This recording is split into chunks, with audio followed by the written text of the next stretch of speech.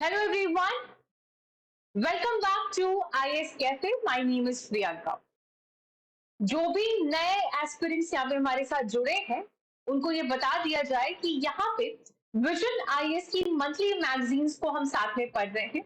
नवंबर महीने की जो मैगजीन है वो यहाँ पे शुरुआत कर चुके हैं, जिसमें polity section, international relations, economics हम कवर कर चुके हैं और आज हम करेंगे सिक्योरिटी।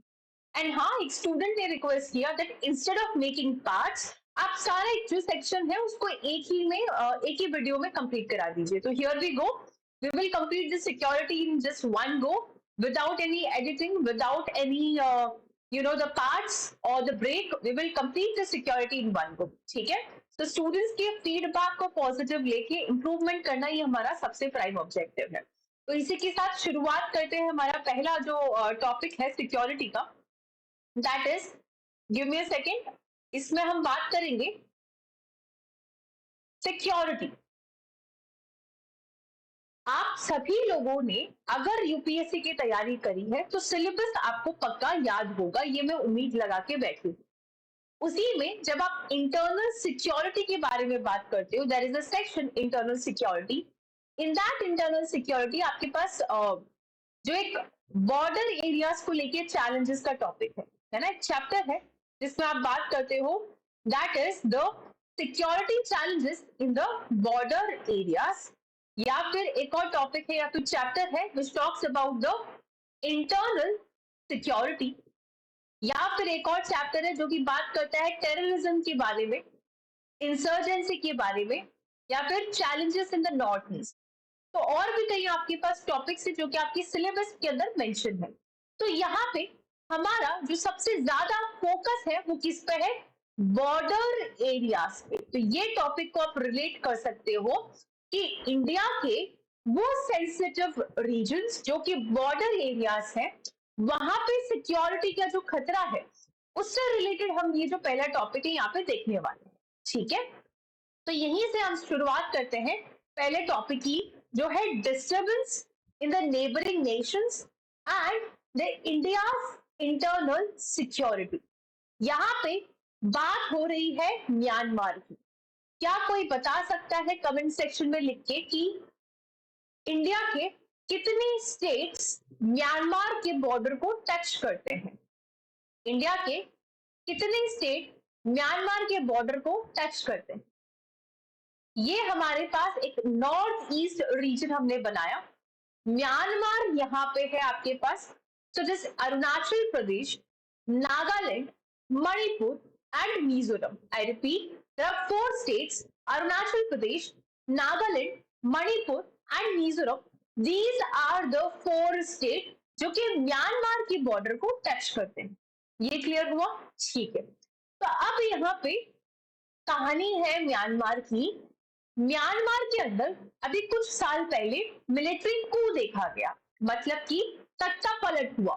जो वहां पे इलेक्टेड डेमोक्रेटिक गवर्नमेंट थी उसको हटा के मिलिट्री डोमिनेंस के थ्रू जो डेमोक्रेटिकली इलेक्टेड गवर्नमेंट थी उसको हटा दिया गया और पूरी तरह से मिलिट्री ने वहां पे कब्जा कर लिया, ठीक है। तो उसकी वजह से वहां पे जो लोग डेमोक्रेसी को सपोर्ट करते हैं उनके ऊपर बहुत अत्याचार हो रहा है और वो बढ़ रहा है, जिसकी वजह से काफी ज्यादा तादाद पे number of people has reached to India, क्योंकि ये बॉर्डर एरिया है, ठीक है। तो यहाँ पे जो मिजोरम वाला जो स्टेट है, यहाँ का आपके पास जो चंपई डिस्ट्रिक्ट है, वहां पे कम से कम 1500 लोग जो है वो भाग कर शरणागति जिसको कहते हैं कि यानी कि छुपने के लिए रेफ्यूजी बन के यहाँ पे आ गए। तो म्यांमार हमारे लिए क्यों इंपॉर्टेंट है? बिकॉज वहां से लोग रेफ्यूजी बन के हमारे यहाँ आ रहे हैं। अब कोई भी अगर रेफ्यूजी बन के आता है तो उसके साथ बहुत सारे सवाल खड़े उठते हैं कि क्या हमें उनको सपोर्ट करना चाहिए या नहीं सपोर्ट करना चाहिए। सपोर्ट करोगे, अगर वो रेफ्यूजी बन के आ रहा है तो उसके साथ सिक्योरिटी के खतरे भी है, राइट। फॉर एग्जाम्पल आप इसको इस तरह से समझिए कि आज आप अपने घर पे जस्ट नॉर्मली बैठे हो, स्टडी टेबल पे बैठे हो और पढ़ाई कर रहे हो। अचानक से बेल बजती है रात के 12 बजे की। एक लड़की होती है और वो बोलती है कि प्लीज सेव मी, मुझे ना ऐसे बाहर गुंडे परेशान कर रहे हैं, मुझे प्लीज एक रात के लिए यहाँ रुकने दो, रुकने दो, रुकने दो। तो आपका ह्यूमैनिटेरियन अंदर से आवाज क्या देगा कि यार हमें इससे बचाना चाहिए, ठीक है, हमें इससे बचाना चाहिए, या फिर इसके साथ तो खतरा है, इसकी जान को खतरा है। बट सवाल क्या उठते हैं कि क्या आज के करप्ट वर्ल्ड में ये सच बोल रही है? क्या अगर मैंने इसको सपोर्ट किया और वो गुंडे बहुत हाई लेवल के हो, तो वो तो मुझे भी अटैक कर सकते हैं? या फिर हो सकता है कि इसकी खुद के पास चाकू है, या फिर ये खुद चोरी करने, नंबर ऑफ क्वेश्चंस जो उसके साथ उठते हैं। ठीक, एक और एग्जांपल ले लीजिए, आप ड्राइविंग कर रहे हैं किसी हाईवे पे और लेट नाइट का समय, और अचानक से आपको लोग रोक रहे हैं, कि 2-3 लोग रोक रहे हैं, कि बहुत सी वीडियोस आते हैं ऐसे कि रोको रोको रोको, तो यूजुअली सजेस्ट किया जाता है कि वहां गाड़ी नहीं रोकनी चाहिए, क्योंकि वो एक ग्रुप होता है लोगों का जो कि रोक के आपको आधी रात को परेशान करते हैं, मारते हैं, आपसे जो भी सोना होता है, गोल्ड होता है, पैसा होता है, चुरा लेते हैं। ठीक है, तो सेम थिंग यहाँ पे आप थोड़ी सी ब्रॉडर लेवल पे देखिए कि अगर म्यांमार से जो रेफ्यूजी आ रहे हैं, अगर आप उनको सपोर्ट कर रहे हो, तो उसके साथ जो सिक्योरिटी थ्रेट है वो यहाँ पे क्या क्या हो सकते हैं, उसके बारे में यहाँ पे बात हुई। तो पहली बात तो ये जो म्यांमार का केस है ये क्लियर हो गया। ठीक है, इसको पढ़ते हैं। that recently, after a gunfight between the Myanmar army and the pro democracy, यानी कि एक तरफ म्यांमार की आर्मी है और दूसरी तरफ वो लोग हैं जो डेमोक्रेसी को सपोर्ट करते हैं, इनके बीच में बहुत बड़ा झगड़ा हुआ, जिसकी वजह से 1500 लोग मिजोरम, यानी कि जो इंडिया का स्टेट है, वहां पे चुपके से रेफ्यूजी बन के आ गए हैं। तो थोड़ा सा एक देख लेते हैं बैकग्राउंड कि म्यांमार का ये जो सिविल वॉर है, इसका बैकग्राउंड क्या है। 2021 में म्यांमार के अंदर एक मिलिट्री कू देखा, देखो उसको कूप नहीं पढ़ते, ये पी यहाँ पे साइलेंट होता है, यू रीड इट एज कू। सो 2021 में यहाँ पे एक मिलिट्री कू देखा गया, और तब से लेके म्यांमार की जो आपके पास कंडीशन है, कह सकते हो कि बहुत ही ज्यादा अनस्टेबल है, क्योंकि वहां पे डेमोक्रेटिकली इलेक्टेड सरकार को हटा दिया गया और मिलिट्री ने अपना कब्जा जो है ले लिया। अब जो recent conflict है was part of the ongoing civil unrest between the Myanmar army of the ruling party and pro-democracy militias, यानी कि ब्रदरहुड अलायंस। अब रिसेंटली, यानी कि अभी जो कॉन्फ्लिक्ट हो रहा है, वो एक तरह से उसी सिविल वॉर का हिस्सा है, जहां पे एक तरफ म्यांमार की आर्मी है और दूसरी तरफ एक अलायंस है जिसका नाम है ब्रदरहुड अलायंस। इसमें वो सारे ग्रुप्स हैं जो कि प्रो डेमोक्रेसी को सपोर्ट करते हैं। ये अलायंस 3 एथनिक आर्म्ड ग्रुप से बना हुआ है। पहला यहाँ पे है Myanmar national democratic alliance army, दूसरा है आपके पास तुआंग नेशनल लिबरेशन आर्मी, और तीसरा है आपके पास अराकन आर्मी। ठीक है, और जब ये अटैक हुआ, इसके बाद में बहुत ही मेजर कोऑर्डिनेटेड अटैक यहाँ पे हुआ रेजिंग फोर्सेस के through by 3 ethnic armed groups. तो यूनाइटेड नेशन जो है, उन्होंने कहा कि लगभग लगभग 2000 लोग जो है डिस्प्लेस हुए हैं following the current hostilities. I repeat, ये जो रीसेंट हॉस्टिलिटीज एरिया में देखी गई है, जहां पे मिलिट्री और यहाँ पे आपके पास जो अलायंस है ब्रदरहुड अलायंस, यानी कि जो प्रो डेमोक्रेटिक अलायंस, इनके बीच में जो रिसेंट क्लैश हुआ है, इसकी वजह से यूनाइटेड नेशन का कहना है कि कम से कम 2 लाख लोग अपनी जो करंट जगह है वहां से डिस्प्लेस हुए, इधर से उधर भागे हैं, और यही एक डेटा है कि कम से कम 1500 लोग उसमें से मिजोरम की तरफ आए हैं। तो अब यहाँ पे इंडिया का जो स्टैंड है वो क्या होना चाहिए, उसके बारे में बात हो रही है। तो इंडिया का जो स्टैंड है वो एडवोकेट करता है for the cessation of the hostility and dialogue in Myanmar while continuing its security cooperation with the junta to address the insurgencies। Insurgency होता है जब किसी कंट्री के खुद के लोग वहां पे एक एक्सट्रीमिस्ट आइडियोलॉजी की तरफ जाते हैं, या फिर एक टेररिस्ट एक्टिविटीज को कर रहे होते हैं, इंसर्जेंट होते हैं वो। तो इंडिया क्या कह रहा है कि यस, हम चाहते हैं कि ये सिसीड हो जाए, यहाँ पे जो हॉस्टिलिटी हो रही है वो तुरंत रुक जाए, और इसी के साथ हम सिक्योरिटी कॉपरेशन भी यहाँ पे देते जाएंगे। तो regional instability caused by the conflict in the Myanmar has become a significant concern for India's internal security। तो वहां पे प्रॉब्लम हो रही है, लेकिन उसकी वजह से जो लोग रेफ्यूजी बन के इंडिया में आ रहे हैं, वहां पे इंडिया को बहुत सारी प्रॉब्लम्स हो रही है। कैसे? अब एक तरफ है आपके पास इलीगल और influx of the refugee, this may cause unrest among the local population. अब यहाँ पे ध्यान से देखेंगे, हमारा जो नॉर्थ ईस्ट है, ठीक है, दिस इज नॉर्थ ईस्ट, जहाँ पे आपके पास असम है, मेघालय, त्रिपुरा, नागालैंड, मणिपुर, मिजोरम और अरुणाचल प्रदेश। ये ऐसा रीजन है नॉर्थ ईस्ट जो कि इंडिया के मेन लैंड से एक बहुत ही नैरो स्ट्रिप के थ्रू जुड़ा हुआ है, दैट इज योर चिकन्स नेक। आप सभी ने सुना होगा। व्हाट आई एम सेइंग, ये जो नॉर्थ ईस्ट रीजन है जो कि इंडिया का पार्ट है, वो इंडिया की मेनलैंड से सिर्फ और सिर्फ एक नैरो कॉरिडोर के थ्रू जुड़ा हुआ है जिसको हम बोलते हैं चिकन्स नेक। और उसकी मैक्सिमम जो बॉर्डर्स है वो बाहर की जो कंट्रीज है उनके साथ शेयर करता है, यानी कि इंटरनेशनल बॉर्डर को शेयर करता है। तो एक यही रीजन है कि नॉर्थ ईस्ट रीजन पे एक तो इंटरनेशनल लेवल पे यानी कि बाहर की कंट्रीज का इन्फ्लुएंस बहुत ज्यादा होता है, और ये इंडिया से कभी कभी अपने आप को बहुत ही सेपरेट महसूस करता है, बॉयकॉटेड महसूस करता है। कोई भी डेवलपमेंट होता है नॉर्थ ईस्ट की हमेशा कंप्लेंट होती है that we are not looking as a part of India. कोई भी डेवलपमेंट एक्टिविटीज हमारे यहाँ पे हो नहीं रही। दूसरा यहाँ पे प्रॉब्लम है कि यहाँ पे जो लोग रहते हैं वो एथनिक लोग हैं, बहुत ज्यादा अपने कल्चर को फॉलो करने वाले लोग हैं, और छोटे छोटे ट्राइब्स जिनके आपस में बहुत ज्यादा क्लैशेस हो रहे हैं। फॉर एग्जाम्पल आप मणिपुर अगर आप नहीं भूले हो तो ये बहुत ही एक बहुत ही बुरा हादसा वहां पे हुआ था कि वहां पे एथनिक क्लैशेस हुए काफी ज्यादा, बहुत ज्यादा लेवल पे दंगे फसाद हुए, जहाँ पे आपके पास जो मैरी कॉम है उन्होंने भी बहुत ट्वीट किया that my Manipur is burning because she belongs to the state of Manipur. और वहीं पे देखा गया कि एक वुमेन के साथ भी बहुत बुरा बर्ताव किया गया, she was made nude and उनको ओपन परेड किया गया था पूरे ग्रुप्स के बंदों के लड़कों के साथ में। तो यही रीजन है, जैसे मणिपुर में ऑलरेडी ट्राइबल क्लैशेस होते हैं, और ऐसी जगह पे जहाँ पे म्यांमार जैसे लोग की जगह से अगर लोग आ जाएंगे तो उनकी जो एथनिक क्लैश है वो और ज्यादा बढ़ जाएंगे। तो ये तो बहुत बड़ा एक सिक्योरिटी थ्रेट है इंडिया के लिए, है ना। That is this may be cause unrest among the local population and raise the concern about infiltration of extremist, यानी कि increase in the extremist. Extremist का मतलब होता है, फॉर एग्जाम्पल आपकी कोई आइडियोलॉजी है, मैं बोलती हूँ कि नहीं मुझे तो जो है अब बीफ खाने में कोई प्रॉब्लम नहीं है। फॉर एग्जाम्पल मैं ये कहती हूँ कि बीफ खाने में कोई प्रॉब्लम नहीं है, नॉनवेज है कोई भी खा सकता है, लेकिन एक दूसरा ग्रुप आइडियोलॉजी रखता है कि नहीं ये एक हिंदू धर्म का एक सिंबल है, हमें काउ की रक्षा करनी चाहिए। तो ये हमारी एक आइडियोलॉजी हो गई, हम डिस्कस कर रहे हैं, हम रूल्स बना रहे हैं। लेकिन ये आइडियोलॉजी उस एक्सट्रीम पॉइंट पे पहुंच जाए जहां पे मैं टेरर करने लग जाऊं कि नहीं अगर किसी ने गाय को हाथ भी लगाया तो मैं उड़ा दूंगी, बम ब्लास्ट कर दूंगी।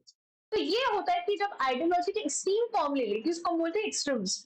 तो ये जो इन्फिल्ट्रेशन देखा जाएगा यहाँ पे नारकोटिक्स या फिर वेपन्स जो है उनका जो स्मगलिंग है वो भी यहाँ पे हो सकता है। फॉर एग्जाम्पल जब बांग्लादेश लिबरेशन वॉर हुआ था 1971 में, तब भी बांग्लादेश से काफी ज्यादा माइग्रेंट हमारे यहाँ पे नॉर्थ ईस्ट रीजन में आए, जिसकी वजह से बहुत सारे एथनिक क्लैश जो है देखे गए। बिकॉज सेम चीज हम म्यांमार के बारे में क्यों डिस्कस करें, क्योंकि म्यांमार से जब रोहिंग्यास जो कि वहां पे एक एथनिक कम्युनिटी है वो यहाँ पे रेफ्यूजी बन के आए, तो सेम चीज यहाँ पे देखी गई, बहुत सारे जो एथनिक क्लैश है वो यहाँ पे होने लगे। दूसरी चीज पॉलिटिकल इंस्टेबिलिटी। मणिपुर का रीसेंट आप बेस्ट एग्जांपल ले सकते हो कि एक तो वहां पे वैसे ही गवर्नेंस में प्रॉब्लम है, पुअर लॉ एंड ऑर्डर है, in the neighbouring regions facilitate the criminal activities, drug trafficking बढ़ सकती है आपके पास, आर्म्स स्मगलिंग, काउंटरफेट, ये सब यहाँ पे आप देख सकते हो। ठीक है ना। आपने एक नाम सुना होगा गोल्डन ट्राइंगल। तो इसके अंदर एक तो बर्मा वाला part, China, Laos and Thailand, ये रीजन्स अपने ड्रग्स के लिए या फिर जो अफीम कल्टीवेशन है उनके लिए आइडियल माने जाते हैं। तो बेसिकली अगर यहाँ पे लॉ एंड ऑर्डर की कमी दिखी तो हमारे यहाँ पे ड्रग ट्रैफिकिंग के केसेस बहुत ज्यादा बढ़ जाएंगे, क्रॉस बॉर्डर टेररिज्म के केस बढ़ जाएंगे, राइट। फॉर एग्जाम्पल जो टेररिस्ट ऑर्गेनाइजेशंस हैं जैसे कि United liberation front of Assam, उनको एक सेफ हेवन मिल जाएगा म्यांमार में और बांग्लादेश में, क्योंकि ये बॉर्डर पोरस है। लॉ एंड ऑर्डर की जो सिचुएशन है बहुत ही पुअर है यहाँ पे, इंटरनल कॉन्फ्लिक्ट जो है यहाँ पे बहुत ज्यादा बढ़ जाएंगे। तो ये एक तरह से सिक्योरिटी थ्रेट है जो कि आप यहाँ पे महसूस कर पाएंगे कि यहाँ पे अगर हमने रेफ्यूजीज को शरण दी तो भाई ये प्रॉब्लम्स आपको फेस करना चाहिए। तो थोड़ा सा एक एथिकल चीज देख लेते हैं, डिलेमा को समझ लेते हैं कि वो आर्ग्यूमेंट्स जिसको हम देखते हैं कि हाँ हमें रेफ्यूजीज को एक्सेप्ट करना चाहिए, और वो आर्ग्यूमेंट्स कि नहीं हमें नहीं करना चाहिए। तो पहली बात, हम इसके फेवर में अगर बात करें कि yes we should accept the refugees, तो वो है तो uphold the rights of migrant, कि अगर कोई माइग्रेंट है उनके राइट को कंफर्म करना, which must be guaranteed by all the countries. Herein, the principle of non-refoulement gains significance. ये जो principle है, it prohibits the state from transferring or removing the individuals from their jurisdiction for believing that the person would be at a risk upon the return. तो basically एक principal है that is non रिफॉलमेंट gain. ये principal कहता है कि अगर कोई individual, अगर कोई रेफ्यूजी, आप उसको उनके ओरिजिनल प्लेस पे भेज रहे हो और वहां उनको खतरा है, तो आप उनको वहां नहीं भेजोगे, ठीक है। दूसरा ऑब्वियसली एक ह्यूमैनिटेरियन ग्राउंड पे होता है। और थर्ड है यहाँ पे the concept of global citizenship transcending the national boundaries in the era of interconnected globalized world. But अगर अगेंस्ट में हम बात करें तो ये नेशनल सिक्योरिटी के खिलाफ है। जो रीजन है अभी अभी हमने समझ लिए। और दूसरा एक पॉइंट आ जाता है रिसोर्स एलोकेशन। अरे हमारी खुद की जनता भी रो रही है कि नौकरी दो, अनएम्प्लॉयमेंट है, डेवलपमेंट कराओ, खाने को नहीं है, गरीबी है, तो और ज्यादा बाहर से आप रेफ्यूजी लेके आ रहे हो, तो रिसोर्स का एलोकेशन कहां से करेंगे आप। अब बात करते हैं इंडिया का जो नेबरहुड के साथ पॉलिसी है या फिर कैरेक्टरिस्टिक फीचर है उसको समझते हैं। पहली बात, इट इज वेरी डाइवर्स। हमारे पास highly diverse cultural, social, political और इकोनॉमिक इन्फ्लुएंस जो है देखा गया है नेबरहुड में। एसिमेट्री जैसे कि इंडिया और चाइना है, they are several times larger in the population and size than any other country. Democracy है, लीस्ट इंटीग्रेटेड रीजन है, और यहाँ पे एक्सटर्नल पावर्स भी बहुत ज्यादा देखने को मिलता है, जैसे कि नॉर्थ ईस्ट के केस में हमने बात की। अब बात करते हैं इंडिया का एंगेजमेंट क्या है with its neighbour to bring the peace. हमारा भारत समय समय पे जॉइंट मिलिट्री एक्सरसाइज करता रहता है ताकि किसी भी तरह से पीसफुल कंडीशन को मेंटेन करवाया जा सके। तो basically to promote the exchange of ideas and jointly rehearse the tactics, techniques, procedures, ताकि हम tactical operation कर सके। फॉर एग्जाम्पल हमारे पास क्या है, संप्रति exercise with Bangladesh. In exercise के नाम प्लीज आप ध्यान रखिएगा। एक्सरसाइजेस के नाम आ जाने हैं कि यहाँ पे ये किससे रिलेटेड है, कौन से कंट्रीज के बीच में ये एक्सरसाइज करी गई। डेमोक्रेसी को सपोर्ट करता है हमारा भारत, ह्यूमैनिटेरियन एड देने की बात करता है, जैसे कि जब इंडिया का डिजास्टर रिस्पॉन्स कैपेसिटीज की बात करें, ये बहुत ही ज्यादा इफेक्टिवली काम करता है। It has deployed in the response to the disaster ranging from tsunami in Sri Lanka and water crisis in Maldives. Maldives में जब वाटर क्राइसिस देखा गया तब वहां पे ऑपरेशन नीर जो है उसको लाया गया सपोर्ट करने के लिए। नेपाल में जब अर्थक्वेक आया तो भी वहां पे इंडिया ने सपोर्ट किया। फिर यहाँ पे है आपके पास दूसरा की वे फॉरवर्ड क्या होना चाहिए। हमारे जो बॉर्डर सिक्योरिटी है उसको आपको ज्यादा से ज्यादा स्ट्रेंथन करना पड़ेगा। अब मेरे पास एक क्वेश्चन है कि इंडिया के जितने भी आपके पास बॉर्डर्स है, फॉर एग्जांपल आपके पास भूटान है, नॉर्थ ईस्ट है, पाकिस्तान है, तो यहाँ पे कौन कौन से बॉर्डर सिक्योरिटी फोर्सेस जो है तैनात कर रखे हैं, ये आपको कमेंट सेक्शन में लिख के हमें बताना है। अब बात करते हैं स्ट्रेंथन द बॉर्डर सिक्योरिटी। तो मधुकर गुप्ता कमेटी ने ये रिकमेंडेशन दिया था कि हमें हमारे इंफ्रास्ट्रक्चर को बहुत ही ज्यादा एडवांस करना पड़ेगा और जो बॉर्डर सिक्योरिटी है उसको स्ट्रेंथन करना पड़ेगा। इलीगल इमिग्रेशन को we must check, diplomatic engagement and हमारे पास जो इंटेलिजेंस एफर्ट्स होते हैं यहाँ पे उनको हमको यहाँ पे और ज्यादा बढ़ाना पड़ेगा। अब आते हैं दूसरे टॉपिक के ऊपर जो कि है ग्लोबल न्यूक्लियर रेगुलेशन। एक मिनट,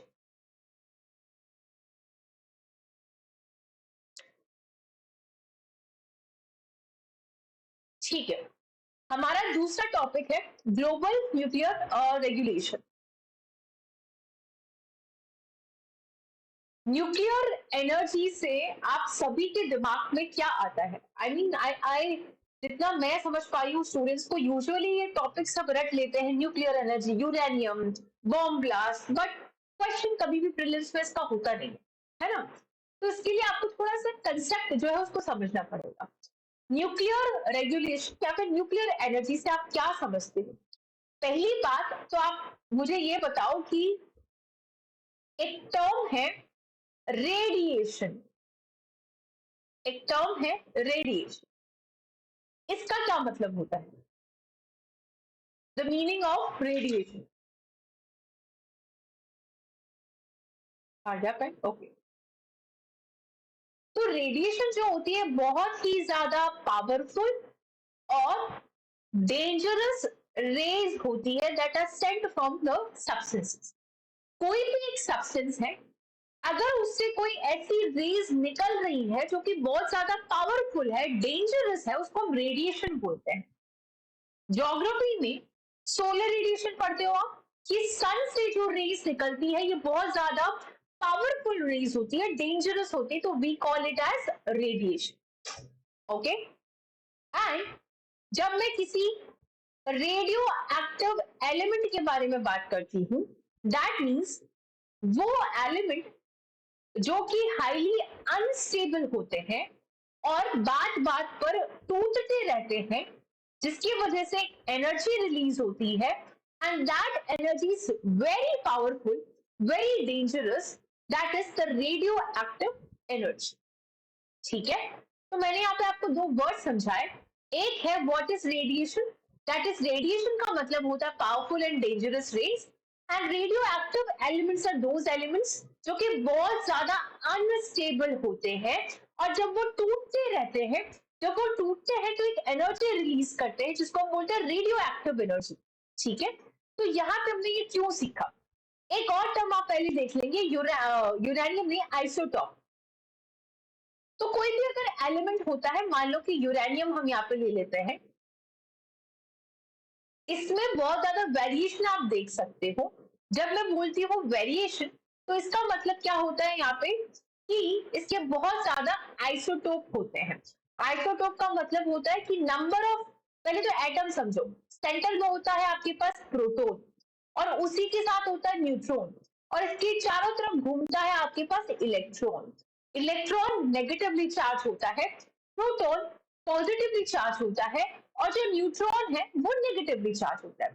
तो सेंटर में ये जो प्रोटॉन और न्यूट्रॉन है वो एक साथ रहते हैं, और ये जो इलेक्ट्रॉन है इनके चारों तरफ इस तरह से चक्कर लगाता है। तो जब मैं बात करती हूँ किसी भी एलिमेंट की, जैसे कि यूरेनियम है, और मैं बोल रही हूँ कि भाई इसकी जो आइसोटोप है वो हो सकता है, आइसोटोप का मतलब होता है कि नंबर ऑफ प्रोटॉन यहाँ पे सेम है, बट नंबर ऑफ न्यूट्रॉन्स यहाँ पे अलग अलग हो सकते हैं। तो इसी तरह से जो यूरेनियम है इसके अलग अलग आपके पास आइसोटोप जो है वो देखने के लिए मिलेगा, जैसे कि यूरेनियम 238, यूरेनियम 235 और यूरेनियम 234। ठीक है, तो हमने बात करी कि यूरेनियम एक एलिमेंट है, इसकी तीन आइसोटोप है, दैट इज 238, 235 और 234। तो ये जो यूरेनियम 235 का आइसोटोप है, ये बहुत बहुत बहुत ज्यादा अनस्टेबल होता है। अनस्टेबल का क्या मतलब होता है? जैसे हमने बोला ये एटम में आपके पास प्रोटॉन है, न्यूट्रॉन है, इलेक्ट्रॉन है, ये टूट जाता है, ये ब्रेक डाउन हो जाता है दो एलिमेंट में, यानी कि ये proton neutron electron, proton neutron electron, और साथ में ये अलग से न्यूट्रॉन भी बनाता है। फिर ये टूट गया, तो यहाँ पे तीन एलिमेंट बन गया, प्रोटॉन न्यूट्रॉन इलेक्ट्रॉन, एक और यूरेनियम बन गया, एक और यूरेनियम बन गया, ऐसे टूटता जाता है।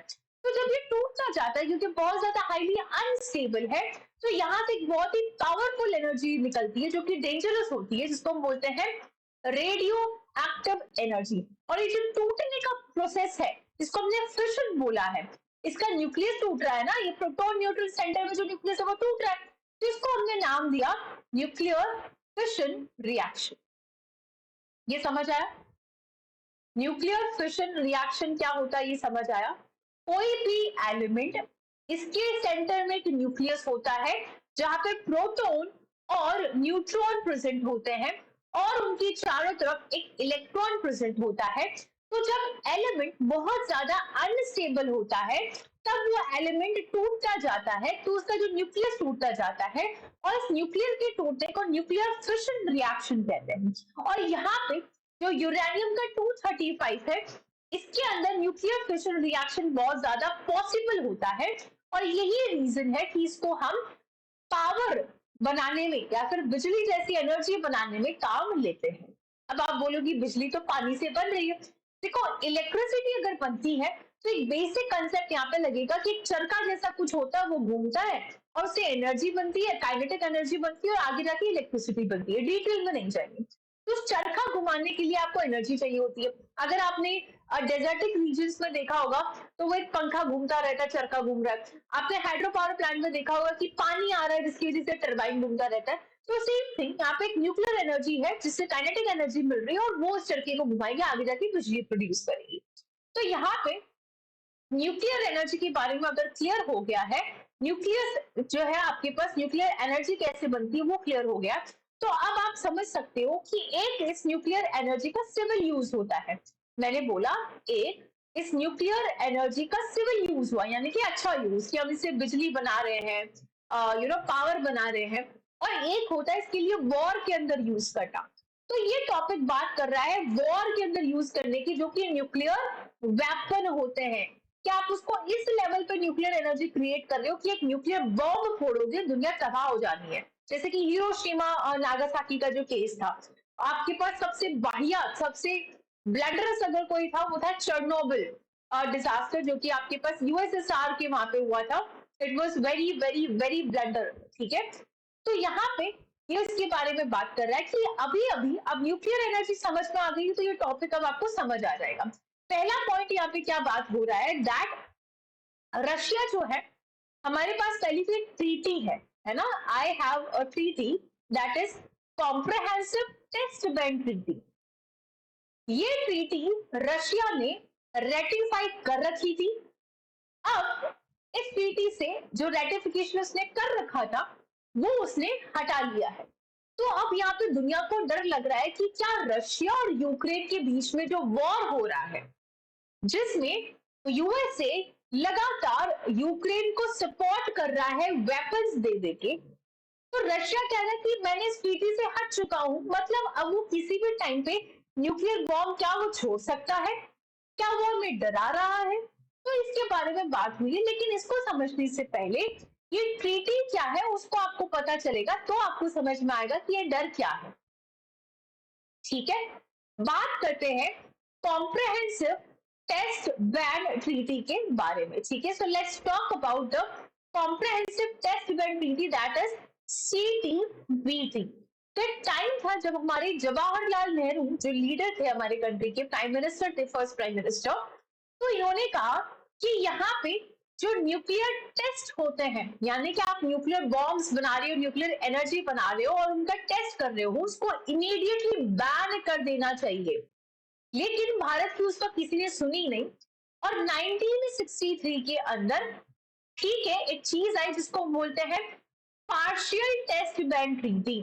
पार्शियल टेस्ट बैन ट्रीटी का मतलब था कि यहाँ पे मेंशन किया गया था कि ठीक है, आप समुद्र के अंदर न्यूक्लियर टेस्ट नहीं करोगे, बाकी कहीं पे कर लो, या फिर आप एयरवेज में नहीं करोगे, कहीं पे भी कर लो। तो उसके लूप होल से लोग अंडरग्राउंड कर लेते थे। लोग छोड़ो, इंडिया ने खुद ने 1998 के अंदर पोखरण टेस्ट कर डाला जैसलमेर के अंदर, अंडरग्राउंड जमीन के अंदर। ठीक है, तो यहाँ पे इसके बहुत सारे लूप होल्स थे। तो इंडिया क्या है, हमेशा से चाहता था कि यहाँ पे टोटल न्यूक्लियर डिसआर्मामेंट हो जाए, यानी कि जो भी आपके पास न्यूक्लियर पावर है उसको पूरी तरह से खत्म कर दिया जाए। और यही कारण है इंडिया ने जो न्यूक्लियर प्रोलिफरेशन ट्रीटी थी उसको बोला, क्रिटिसाइज किया। देखो यहाँ पे terms of nuclear non proliferation treaty, proliferation का मतलब होता है रेप्लिकेशन, किसी चीज का नंबर बढ़ाना। तो यहाँ पे जो न्यूक्लियर वेपन्स है उसका नंबर ना बढ़े, नॉन प्रोलिफरेशन ट्रीटी, तो उसको यहाँ पे डिसआर्मामेंट करने की बात करी गई। तो यहाँ पे इंडिया कहता है कि ये यहाँ पे मैं तो इसको साइन नहीं कर रहा, यहाँ पे आप जो है भेदभाव कर रहे हो। कैसे भेदभाव कर रहे हो, क्योंकि ये जो आपके पास न्यूक्लियर प्रोलिफरेशन ट्रीटी थी, ये सिर्फ और सिर्फ P5 कंट्रीज को बोलती थी कि ये एक न्यूक्लियर वेपन स्टेट है, न्यूक्लियर वेपन स्टेट है। और इंडिया ने इसको ज्वाइन नहीं किया क्योंकि इंडिया ने कहा कि ये एक डिस्क्रिमिनेटरी ट्रीटी है, क्योंकि ये जो नॉन प्रोलिफरेशन ट्रीटी है ये बोलता है कि सिर्फ वो कंट्रीज न्यूक्लियर वेपन होगी जिन्होंने न्यूक्लियर टेस्ट 1970 से पहले किया। आई रिपीट, एक ट्रीटी थी नॉन प्रोलिफरेशन ट्रीटी 1950। इस ट्रीटी के तहत कोई भी कंट्री जिसने 1970 दैट इज 1970 से पहले अगर न्यूक्लियर टेस्ट किया है तो वो एक न्यूक्लियर वेपन देश कहलाएगा। लेकिन इंडिया ने 1970 के बाद में किया था। इंडिया के दो टेस्ट कब हुए, 1974 में और 1988 में। तो मतलब इस ट्रीटी के हिसाब से इंडिया तो न्यूक्लियर वेपन देश नहीं हुआ, और अगर इंडिया न्यूक्लियर वेपन देश नहीं हुआ तो उसको यहाँ पे भुगतान करना पड़ेगा, पनिशमेंट मिलेगा, कंपेंसेशन देना पड़ेगा। तो ये रीजन है कि इंडिया ने इसको साइन नहीं किया। ठीक है, तो इसी के साथ आपके पास जो सीटीबीटी है ये भी इंडिया ने साइन नहीं किया, that is comprehensive test ban treaty, because इसमें भी भेदभाव हुआ है। टोटल बैन की यहाँ पे ये लोग बात नहीं करते हैं। तो कुल मिला के it was a proliferation treaty कि यहाँ पे न्यूक्लियर वेपन को किस तरह से खत्म किया जाए।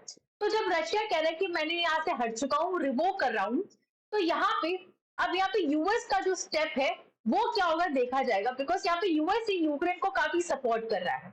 अब बात करते हैं कॉम्प्रहेंसिव टेस्ट बैन ट्रीटी, यानी कि जो अभी अभी अपने बात करी, ये जो भी न्यूक्लियर वेपन टेस्ट है उसको प्रोहिबिट करता है, बैन करता है, और any other nuclear explosion anywhere in the world. Anywhere का मतलब है चाहे अंडरग्राउंड हो, पानी हो, हवा हो, कहीं पे भी आप इसका टेस्ट नहीं कर सकते, कोई भी नहीं कर सकता। ये ट्रीटी लाई गई थी 1996 के अंदर। लेकिन मजाक की बात पता है यहाँ क्या है, दैट ये जो ट्रीटी है ना, इसको एक टर्म समझे, एक होता है आपके पास रेटिफिकेशन और एक होता है सॉरी ओके एक होता है कि ट्रीटी जो है पास हो गई है या फिर आपने इसको पास कर दिया, और एक हो गया आपके पास रेटिफिकेशन।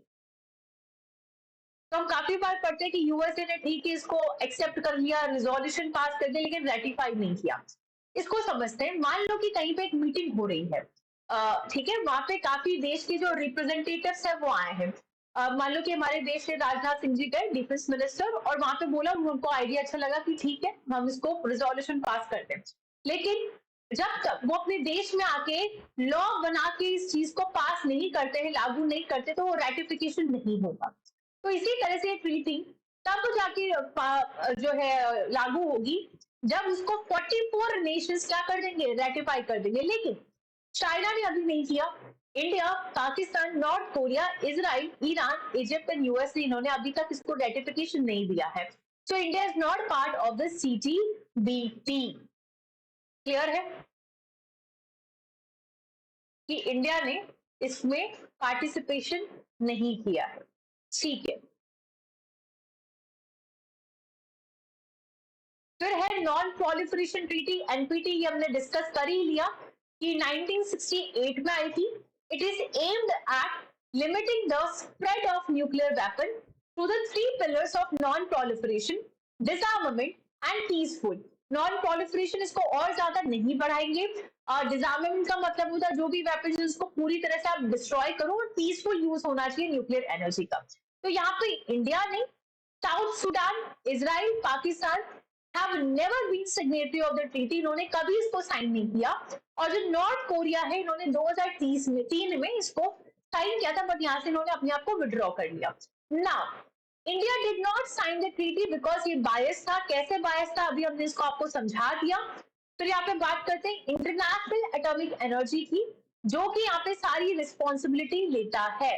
अब ये इंटरनेशनल एटॉमिक एनर्जी जो है एक ऑटोनोमस ऑर्गेनाइजेशन है, 1957 में इसको बनाया गया।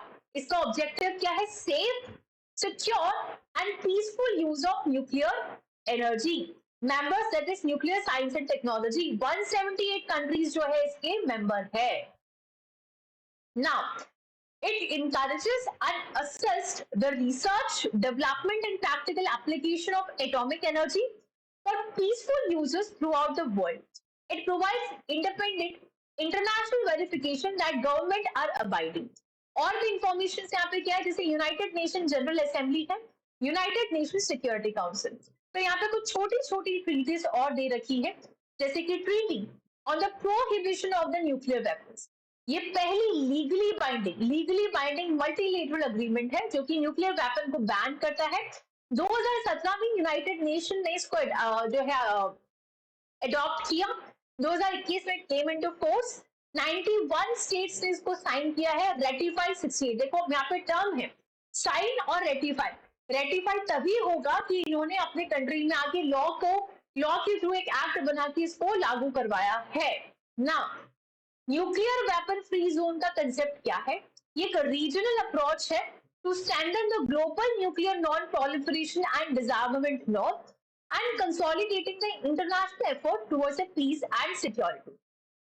तो प्रेजेंटली यहाँ पे आपके पास 5 ट्रीटीज है इसके अंदर, which is not so important. Now nuclear supply group 1974 में आया था। इंडिया ने न्यूक्लियर टेस्ट किया था। एक बहुत ही प्यारी मूवी है पोखरण मूवी, आई थिंक उनमें John Abraham is the hero और भी काफी एक्टर और एक्ट्रेसेस है, आप वो मूवी देखिएगा। ऑपरेशन स्माइलिंग बुद्धा 1974 ये प्रोजेक्ट या मिशन का नाम था, जहाँ पे इंडिया ने अपना न्यूक्लियर टेस्ट किया और उसी के बाद में आपके पास एक न्यूक्लियर सप्लाई ग्रुप बनाया गया। ये इसका ऑब्जेक्टिव क्या है कि आपको ये प्रिवेंट करता है nuclear export for commercial and peaceful purposes. India को एनएसजी की मेंबरशिप चाहिए थी to enhance the nuclear power capacity and its need for the raw material. और ये छोटी मोटी और ट्रीटीज है, जैसे कि missile technology control regime, it seek the limit the risk of proliferation of weapons of mass destruction. 35 इसमें members हैं। फिर आता है आपके पास fissile material cut of treaty, एक इंटरनेशनल अग्रीमेंट है। इसमें हाईली एनरिच्ड यूरेनियम और प्लूटोनियम जो है, इसके 2 कंपोनेंट है न्यूक्लियर वेपन की, उसको प्रोहिबिट करता है। Then outer space treaty, that is placing of nuclear weapon in the space, ये आप नहीं कर सकते हो।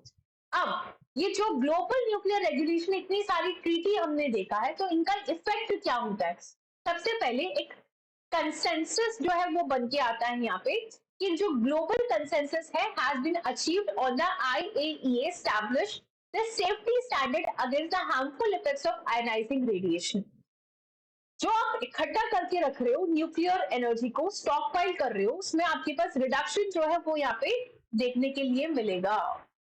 Now peaceful use, nuclear testing को आप लिमिट कर पाओगे, तो यहाँ पे लिमिटेशंस क्या आ रही है भाई, कहाँ प्रॉब्लम आ रही है? What are the limitations?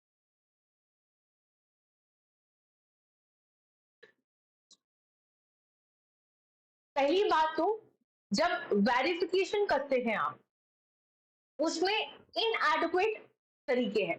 For example nuclear material, ठीक है आपने प्रोहिबिट कर दिया कि बैन है, आप इस तरह से कमर्शियली इधर से उधर नहीं ले सकते, बट इलिसिट ट्रैफिकिंग इसकी देखने को लिए मिलती है, which is a big concern. Possibility है कि आपको एक न्यूक्लियर टेररिज्म की तरफ आप जा सकते हैं। न्यूक्लियर टेक्नोलॉजी बहुत तेजी से बढ़ रही है। This include the new reactor design after fuel cycle. It poses the challenges of regulators to keep the peace with evolving risk. Non-compliance, जैसे कि ईरान है, भाई वो मानता ही नहीं, हमें इसे तोड़ देता जो अपनी बात ट्रीटी में लिखी हुई है, बोलता कि करूंगा मैं तो, ठीक है। Limited focus on disarmament, dual nature of technology and lack of commitment. अब इंडिया का न्यूक्लियर डॉक्ट्राइन बहुत इंपॉर्टेंट मीन्स के पॉइंट ऑफ व्यू से समझते हैं। इंडिया के पास अगर हम बात करें तो वहां पे है no first use nuclear weapon, कहता है कि भारत कभी भी न्यूक्लियर वेपन खुद से पहले में यूज नहीं करेगा, लेकिन अगर किसी और देश ने उनका अटैक किया तो वो बिल्कुल नहीं घबराएगा और न्यूक्लियर अटैक बिल्कुल वो कर देगा ही कर देगा। ये बहुत इंपॉर्टेंट पॉइंट आपको पता होना चाहिए। Now, coming to the third point, which is about the space warfare. एक बहुत ही अच्छा यहाँ पे एक लाइन है by John F. Kennedy द्वारा, that space may hold the key to a future on the earth. No one can predict what the ultimate meaning will be of a mastery of space. यहाँ पे China ने एक बहुत important काम करके दिखाया है कि चाइना ने वर्ल्ड का पहला नियर स्पेस कमांड इक्विप किया, जहाँ पे बहुत ही पावरफुल हाइपरसोनिक जो वेपन्स है वो उसने तैनात किए हैं। नियर स्पेस का क्या मतलब होता है, पहले आप ये समझ लीजिए कि एक ऐसा रीजन है जो कि एटमॉस्फेयर के बाहर, ठीक है। देखो पहली बात हम बात कर रहे हैं न्यू कमांड के बारे में, तो चाइना के पास ऑलरेडी 4 कमांड थे, आर्मी थी, नेवी, एयरफोर्स, रॉकेट फोर्स। अब 5वां क्या हो जाएगा, ये स्पेस के अंदर तैनात करेगा भाई। और नियर स्पेस का क्या मतलब है, आपने पढ़ा होगा ये अर्थ है, अर्थ में लेयर्स होती है, ट्रोपोस्फेयर है, स्ट्रेटोस्फेयर है, मेसोस्फेयर है, थर्मोस्फेयर है। तो यहाँ पे अर्थ का जो एटमॉस्फेयर है एकदम बाहर, है ना, वहां पे कम से कम 20 से 100 किलोमीटर दूर अर्थ की सरफेस से, उसको यहाँ पे नियर स्पेस बोला है। एक ऐसा रीजन है जहाँ पे एयर बहुत थिन होती है, वहां पे मिलिट्री की जो एयरक्राफ्ट है वो भी नहीं जा पाती, कोई सैटेलाइट उसको भी आप नहीं रख सकते, क्योंकि वहां पे ग्रेविटी बहुत ही ज्यादा स्ट्रॉन्ग होती है वहां पे, इसलिए इस रीजन को बोलते हैं नो मैन लैंड रीजन। वहां पे इन्होंने अपनी जो 5वीं जो कमांड है भाई वो वहां पे तैनात कर दी गई है। अब बात करते हैं near space command will be equipped with, अब वो जो कमांड वहां पे उन्होंने तैनात किया है वहां पे क्या क्या रखेंगे, एक रख रहे हैं वो हाइपरसोनिक मिसाइल, जिसका मतलब है एक ऐसे प्रोजेक्टाइल्स होंगे जो कि कम से कम 5 मैक की स्पीड से ट्रेवल कर सकते हैं। Mach is at speed of sound, 5 गुना ज्यादा साउंड की स्पीड से। Now about the space warfare, USA ने क्या किया था, एक एक्सप्लोजन किया था ground based nuclear weapon in space, तब से एक आउटर स्पेस सिटी बन गई थी जहां पे इस चीज को हटा दिया गया था। अब स्पेस वेपन क्या होते हैं, कितने तरीके के होते हैं, ये आप देख लीजिएगा अपने यहाँ पे, ये थोड़ा सा फैक्चुअल है, you can read over this ना। स्पेस एक तरह से नेक्स्ट बैटल ग्राउंड क्यों बन रहा है, बिकॉज सैटेलाइट्स बहुत ज्यादा इंपॉर्टेंट हिस्सा हो गया किसी भी नेशन के इंफ्रास्ट्रक्चर का। अगर हम नेशन की इंफ्रास्ट्रक्चर की बात करते हैं तो वहां पे सैटेलाइट बहुत इंपॉर्टेंट रोल प्ले करेगा। ये हम थोड़ी देर में भारत का एक कुशा करके एक प्रोजेक्ट या मिशन था उसमें हम पढ़ेंगे, ठीक है, चलो उसको सीधा देख ही लेते हैं। Where is the Kusha mission, ये रहा प्रोजेक्ट कुशा। हमास और ईरान का कॉन्फ्लिक्ट सबको पता है, उस कॉन्फ्लिक्ट के अंदर एक आया था आयरन डोम वर्ड, बहुत ही शानदार वर्ड आयरन डोम वर्ड। गाजा पट्टी की तरफ से कोई भी अगर मिसाइल आ रही थी तो वहां पे एक तो था कि भाई उस मिसाइल को डिटेक्ट करता, फिर यहाँ पे कि रेगुलेट करता और ऑर्डर देता कि आयरन डोम से सीधा आप हमला करो, सैटेलाइट को हवा में ही उड़ा दो। तो ये था आयरन डोम। तो ऐसा ही सेम चीज इंडिया बनाने की बात कर रही है अंडर द प्रोजेक्ट कुशा। हमारी जो डिफेंस मिनिस्टर है, मिनिस्ट्री है, they have accorded the acceptance of necessity for the development of long range surface to air missile। अभी हमारे पास डिफेंस मिसाइल है बट शॉर्ट रेंज है, 25 से 30 किलोमीटर सकते। Now we will talk about the long range, और ये surface से एयर की तरफ, सरफेस से एयर की तरफ बात कर रहा है। तो प्रोजेक्ट कुशा क्या है, it is designated under the purview of DRDO. इसका ऑब्जेक्टिव क्या है कि 2028 से 29 के बीच में हम एक ऐसा डिफेंस सिस्टम बनाएंगे जो कि लॉन्ग रेंज होगा सरफेस टू एयर मिसाइल। आज के डेट में इंडिया के पास रशिया का S-400 है तो सही, बट वो बहुत ही शॉर्ट रेंज में काम करता है, ठीक है। तो this was about the project Kusha. अब यहीं पे एक न्यूज इन शॉर्ट में एक टॉपिक है, that is a ship hijack in the Red Sea. Red Sea के अंदर आपके पास एक शिप हाईजैक हुआ है, इससे हमें कोई लेना देना नहीं। हमारा लेना देना है रेड सी के बारे में कि वो कहाँ है, उसके पास में सुइस कैनाल है, कौन सी स्टेट है, बाबल मंदब स्टेट है, गल्फ ऑफ एडन है, अरेबियन सी है। तो यहाँ से ये जो मैप वर्क है आप उसको कर लीजिएगा, वरना आप फंस जाओगे बहुत बुरा प्रीलिम्स में। फिर बोलोगे कि ये तो हमने पढ़ाई नहीं था, ये न्यूज में आया था। सेंट्रल एशिया की मैप बहुत अच्छे से कर लीजिएगा, रशिया यूक्रेन की वजह से वहां के जो आपके पास मैप है उसको बहुत अच्छे से कर लीजिएगा। अब आता है आपके पास प्रिजनर्स डिलेमा। एक थियरी होती है गेम थियरी। तो बेसिकली थियरी है जो पहले इकोनॉमिस्ट ने यूज करी थी, फिर आपके पास जो इंटरनेशनल रिलेशंस के जो लोग हैं जो इसको पढ़ते हैं उसने यूज करी। यहाँ पे आप थोड़ा सा एक रैशनल होके स्ट्रैटेजिकली आइडिया लगाते हो किसी भी सिचुएशन में क्या हो सकता है। फॉर एग्जाम्पल रशिया यूक्रेन का वॉर होता है तो हम आइडिया लगाते हैं कि किससे क्या करें कि कम से कम ऐसा आउटकम आए कि खतरा या फिर आपके पास जो नेगेटिव पॉइंट है कम से कम निकल के आए। तो इसमें मोस्टली एक होता है आपके पास गेम थियरी, सॉरी एक होता है आपके पास प्रिजनर्स डिलेमा और एक होता है आपके पास चिकन गेम। तो दोनों में आपके पास प्रिजनर्स डिलेमा के अंदर यूजुअली जम्मू एंड कश्मीर के लिए यूज किया जाता है कि बेस्ट आउटकम होता है कॉपरेशन, मतलब जितना ज्यादा आप कॉपरेट करोगे तभी बेस्ट आउटकम निकल में आएगा।